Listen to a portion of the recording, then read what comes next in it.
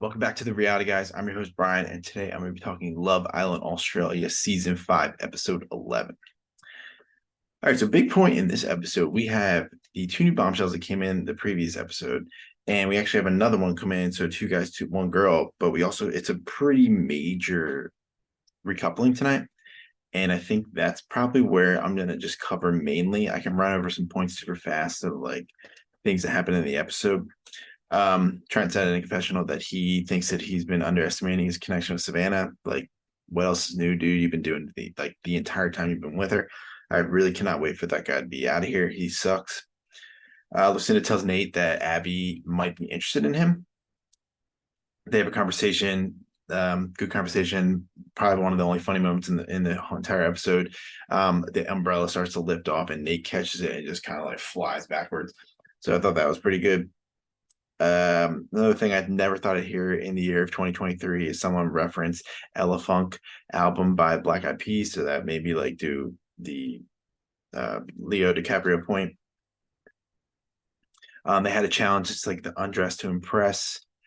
Each guy is dressed up as like what they dub as a job, like fireman, accountant, stuff like that, and then they strip, kiss the girl they like that voted who is the sexiest. Ben wins that. Again, nothing crazy. The only notables in there, I said that because of the bombshells, Ryan pulled Tia to kiss her. Nate pulled Abby to kiss her because he's kind of in flux right now. And Aiden pulls Tyra to kiss her. And I think another kind of important, probably an important point before we get to the recoupling is Aiden pulls Tyra after the challenge and they actually end up kissing. So she's kind of pretty torn about what's going to happen. But again, like when we do a recoupling, the bombshell has all the power. So she's kind of at his mercy of whether or not she's going to be picked. So we have the recoupling. And as always, the bombshells choose first. Aiden chooses Tyra. Ryan chooses Lucinda. So the way this episode was going, I really thought that he was going to pick Tia. Lucinda said she's surprised that Zach basically calls him an idiot. I mean, Zach sucks. He's terrible.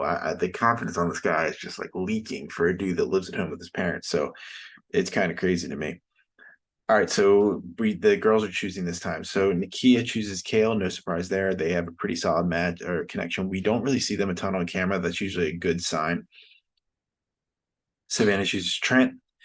Abby chooses Reed. So Abby was, like I said, could have chosen Nate there. I still think that was like a safer move. We'll have to see like what happens with who's limited and who is stuck here. Because I mean, again, they're gonna start talking and things like that. Tia chooses Zach. So didn't love that. I'm gonna be completely honest with you. Like, I don't know why she didn't maybe go for Ben, because that's like probably one of the only dudes that I don't think her and Ben had a connection early in the season, but shows Zach. So Zach's still here, unfortunately. So then that leaves that Nate and Ben are stuck, possibly being eliminated. Sophie goes, "Hey, by the way, we have a new bombshell girl coming in, and she will decide the fate of whether one of you stays or goes." Georgia shows up. And like I said in the last episode, she's from Sydney. She's like a software social media manager, I think. She's 21, yeah, social media from Sydney. So she shows up. She gets to talk to each guy for like 5 minutes, kind of get a gauge of like where they are. And she ends up choosing Nate.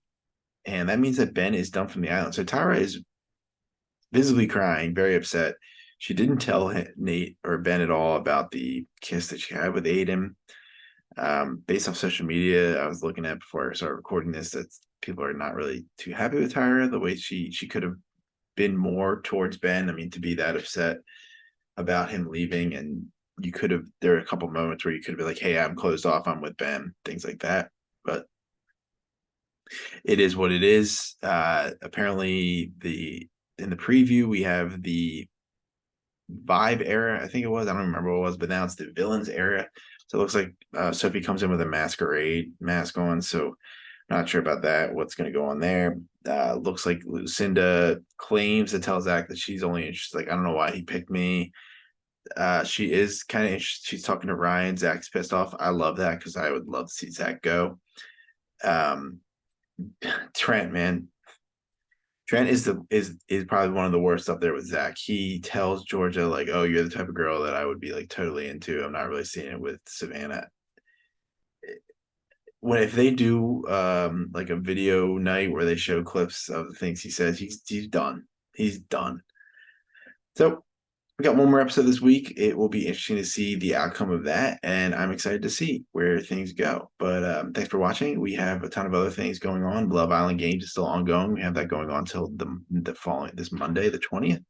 So that show is almost wrapped up. We have Survivor and Amazing Race tonight. We have this. I'm sure there might be a challenge video at some point. Tomorrow we will have the Bachelor franchises and House of Villains, and then FY Island on Friday. So again, like and subscribe. Comment below about the episode or any shows that you would like me or Bill to check out. But again, thanks for watching. I will talk to you guys later. See you.